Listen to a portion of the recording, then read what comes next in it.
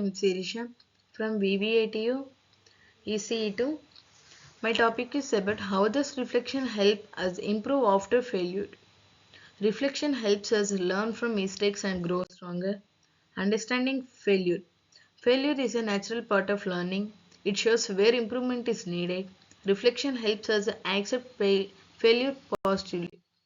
Identifying mistakes helps you analyze what went wrong, understands our actions and decisions, reduces chances of repeating mistakes. Learning from experience. Every failure teaches an important lesson. Reflection turns mistakes into knowledge, encourages continuous learning.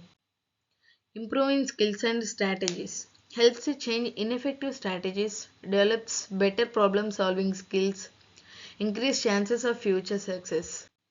Hereby, I conclude that reflection transforms a failure into growth. It builds confidence and resilience. Learning from failure leads to long term success. Thank you.